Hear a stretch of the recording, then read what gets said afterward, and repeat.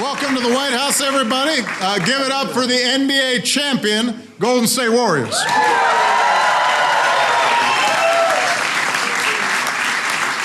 Everybody, please have a seat. Now, let me begin by saying I was hoping that Riley Curry would be here today to share the podium with me, but I guess I'm going to have to get media training some other day. The East Room is not as loud as the Roaracle, but Dove Nation is well represented. We've got some members of my cabinet and Congress in the House who are big fans, and I don't just mean Harrison Barnes, who apparently they call the senator. He's from Iowa, so maybe he's got some politics in his blood, but we've got one of the biggest Golden State Warrior fans around, our leader in the House of Representatives, Democratic leader Nancy Pelosi. We got Republican leader Kevin McCarthy is here, so this is bipartisan. We have Mayor Schaaf is here.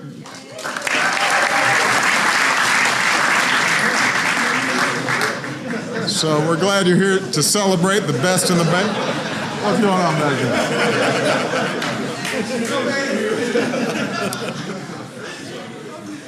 I also want to recognize Warrior Executive Board member and NBA legend, one of the greatest of all time, the Logo, Jerry West.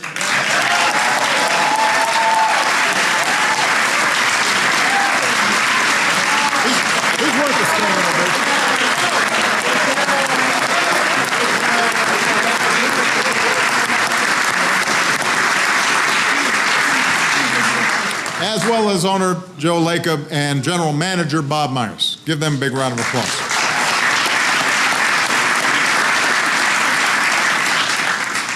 Now,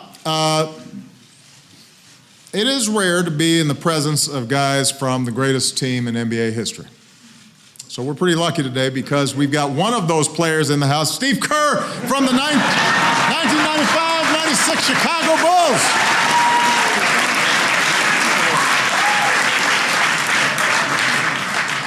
It's good to see you back.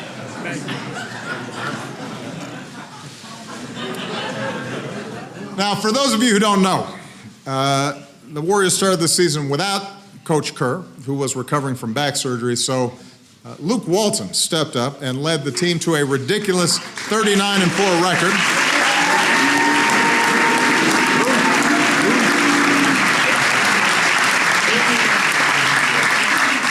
Unfortunately, the NBA won't let Luke count those wins as his own, which, man, that doesn't seem fair.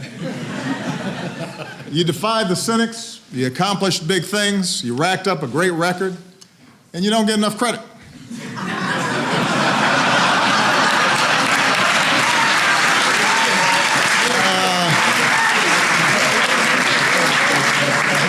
I can't imagine how that feels.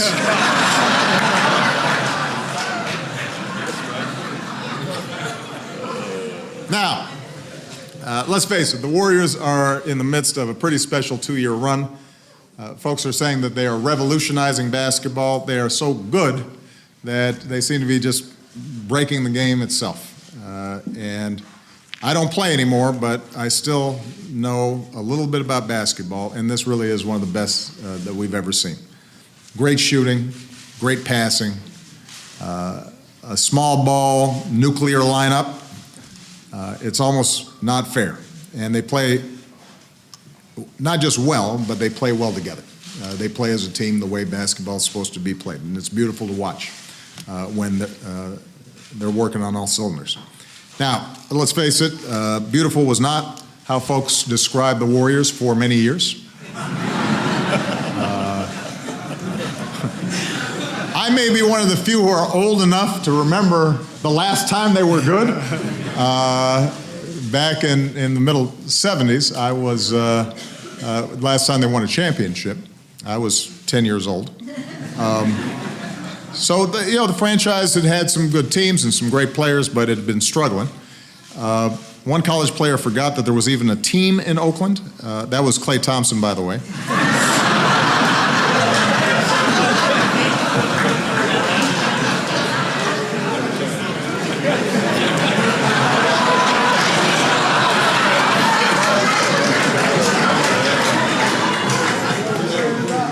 But a few years ago, Joe Lacob took over, pointed to that 1975 championship banner and said, "That's a very lonely flag. We need another one." And last year they got it. 67 wins, 16 straight at one point. That used to seem like a lot until this year, where they started off 24-0. Ended last season with their first title in 40 years. And obviously a big part of that was league MVP Steph Curry.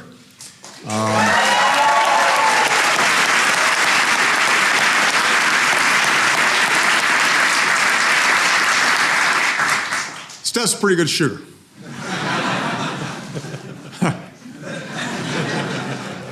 For those of you who watched the game against the Wizards last night, he was, to use slang, he was clowning.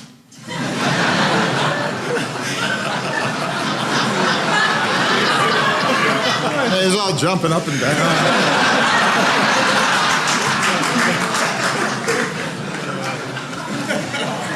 Just settle down. By the way, for the record, I heard during this summer, after our golf game, that Steph was using the excuse of Secret Service being intimidating for why he lost the match. That is not the case.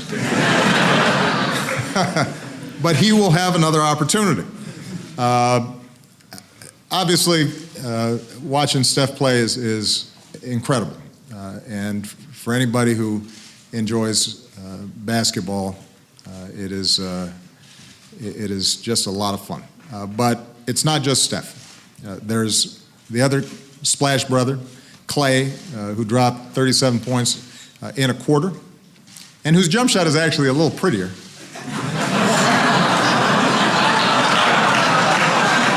I mean, I'm just saying.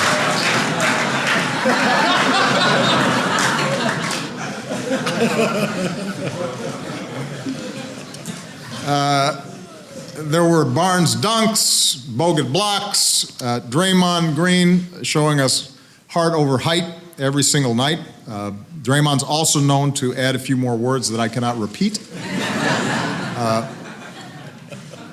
Then you've got a couple of unselfish all-stars in their own right that were coming off the bench, Andre Iguodala and David Lee.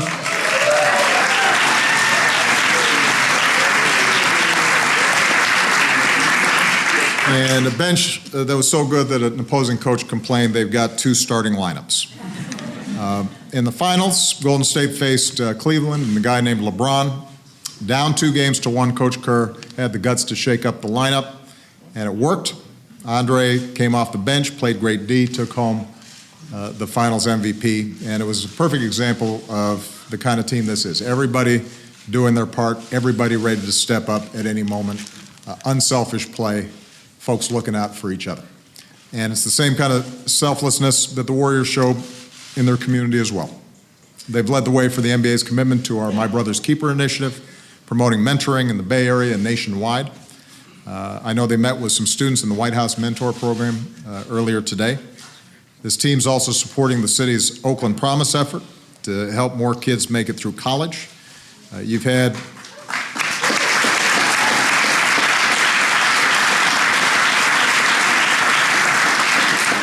players take a stand against gun violence, work with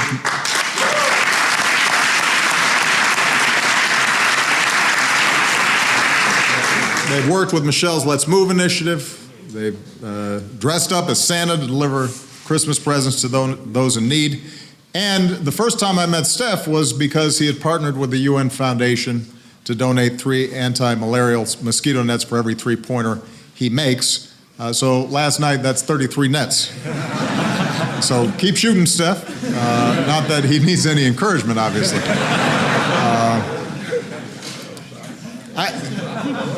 Yeah, the point is, this is a great basketball team, but it's a great organization, it's a great culture, and these are outstanding young men.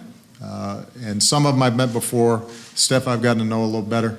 They're the kind of people you want representing a city, representing the NBA, and the kinds of people that you want our kids to be rooting for. So they have a lot to be proud of. Good luck for the rest of this season.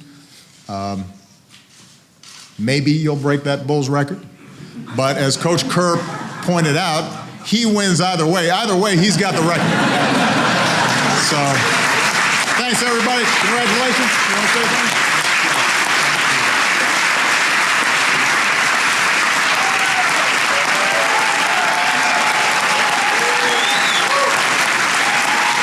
Thank you.